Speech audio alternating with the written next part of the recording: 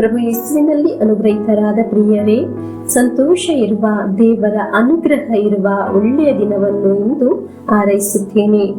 ನೀವು ತಿಳಿಯಬೇಕಾದ ಒಂದು ಒಳ್ಳೆಯ ವಾಕ್ಯವನ್ನು ಆಲಿಸಲು ಹೋಗುತ್ತಿದ್ದೇವೆ.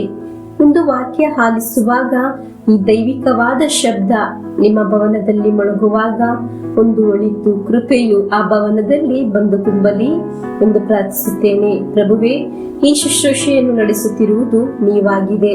ಪ್ರಭುವೇ, ನೀವಾಗಿದೆ ನನ್ನ ಭವನವನ್ನು, ನನ್ನ ಕೆಲಸವನ್ನು, ನನ್ನ ಎಲ್ಲಾ ಕಾರ್ಯಗಳನ್ನು ನಡೆಸುವುದು. ನೀವಾಗಿದೆ ನನಗೆ ಜಯ ನೀಡುವುದು, ಅನುಗ್ರಹ ನೀಡುವುದು ನೀವಾಗಿದೆ ಎಂದು ವಿಶ್ವಾಸಿಸುತ್ತೇನೆ. ದೇವರ ಕರ ನನ್ನ ಜೊತೆ ಇದೆ ಎಂದು ವಿಶ್ವಾಸಿಸುತ್ತೇನೆ. ನಿಮಗೆ ಏನೆಲ್ಲ ಇದ್ದರೂ ಅಹಂಕಾರ ಪಡಬಾರದು.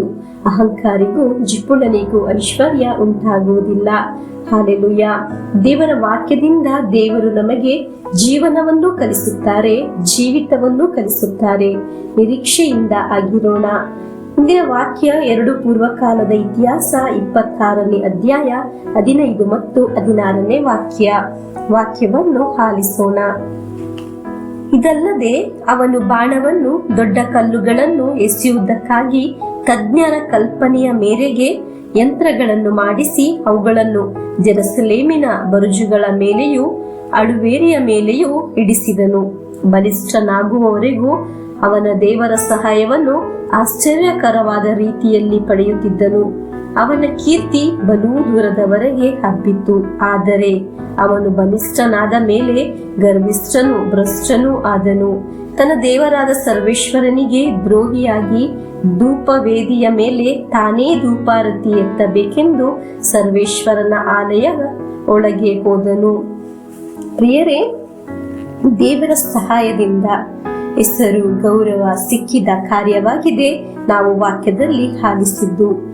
ದೇವರು ಸಹಾಯ ಮಾಡಿದ್ದರಿಂದ ನಾವು ಅಭಿವೃದ್ಧಿ ಹೊಂದಲು, ಬೆಳೆಯಲು ಸಾಧ್ಯವಾಗಿದೆ. ದೇವರ ಸಹಾಯದಿಂದ ನಮಗೆ ನಮ್ಮ ಕುಟುಂಬವು, ಮಕ್ಕಳು, ತಲೆಮಾರು ಉಂಟಾಗಿದ್ದು. ಪ್ರಿಯರೇ, ನಮಗೆ ಹೀಗೆ ಪ್ರಾರ್ಥಿಸೋಣ.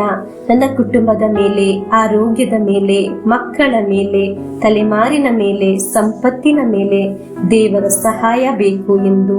ಹಾಲೆಲೂಯ. ಪ್ರಿಯರೇ, ದೇವರ ಸಹಾಯದಿಂದ ಎಲ್ಲಾ ಲಭಿಸಿದ್ದಾಗ ಅಹಂಕರಿಸಿದ ಫಲವಾಗಿದೆ 16ನೇ ವಾಕ್ಯದಲ್ಲಿ ಆಲಿಸಿದ್ದು. ಅಹಂಕರಿಸುವವರನ್ನು ಸಿಂಹಾಸನದಿಂದ ತಳ್ಳಿ ಕೆಳಗೆ ಹಾಕುತ್ತಾರೆ ಎಂದು ಪವಿತ್ರ ಗ್ರಂಥದಲ್ಲಿ ಲಿಖಿತವಾಗಿದೆ.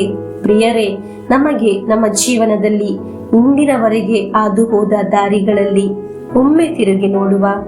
ನಮಗೆ ಕೃತಜ್ಞತೆಯಿಂದ ದೇವರಿಗೆ ಹೇಳೋಣ, ನನಗಿಂದು ಏನಾದರೂ ಇದ್ದರೆ ಅದು ದೇವರ ಸಹಾಯದಿಂದ ಆಗಿದೆ. ನಾವು ಅನೇಕ ವಿಷಯವನ್ನು ನೆನೆಸುವುದಿಲ್ಲ, ಆದರೆ ದೇವರು ನಮ್ಮನ್ನು ಸಹಾಯ ಮಾಡಿದ್ದರಿಂದ ಅನೇಕ ಸಮಸ್ಯೆಗಳಿಂದ ನಾವು ನಿಭಾಯಿಸಲು ಸಾಧ್ಯವಾಗಿದ್ದು. ಪ್ರಿಯರೇ, ನಾವು ದೀನತೆಯಿಂದ, ತಾಳ್ಮೆಯಿಂದ ನಿಲ್ಲುವ. ದೇವರು ಕೊಟ್ಟಿದ್ದು ಮಾತ್ರ ನಮ್ಮ ಜೀವನದಲ್ಲಿ ಇರುವುದು. ನಮಗೆ ದೇವರಿಗೆ ಹೇಳೋಣ, ದೇವರೇ, ನನಗೆ ಎಲ್ಲ ನೀವು ನೀಡಿದ್ದೇ ಆಗಿದೆ. ನಾನು, ನನ್ನ ಕುಟುಂಬವು ಇರುವವರು ಅಹಂಕಾರಿಯಾಗಿ ಬದಲಾಗಬಾರದು. ಅಹಂಕಾರ ಒಮ್ಮೆಯೂ ನಮ್ಮಲ್ಲಿ ಉಂಟಾಗಬಾರದು. ದೀನತೆ ಎಂಬ ಪುಣ್ಯದಿಂದ ಅನುಗ್ರಹಿಸಿರಿ ಎಂದು ನಮಗೆ ದೀನತೆಯಿಂದ ಜೀವಿಸಲು ಕಲಿಸಲು ಈ ವಾಕ್ಯದಿಂದ ನಮ್ಮನ್ನು ದೇವರು ಸಹಾಯ ಮಾಡಲಿ ಎಂದು ಪ್ರಾರ್ಥಿಸಿ ಪ್ರಭು ಯೇಸುವಿನ ಆಶೀರ್ವಾದವನ್ನು ಸ್ವೀಕರಿಸೋಣ. ನಮ್ಮ ಪ್ರಭು ಯೇಸು ಕ್ರಿಸ್ತರ ವರಪ್ರಸಾದವು, ದೇವರ ಪ್ರೀತಿಯು, ಪವಿತ್ರಾತ್ಮರ ಅನ್ಯೋನ್ಯತೆಯು ನಮ್ಮೊಡನೆ ಇರಲಿ.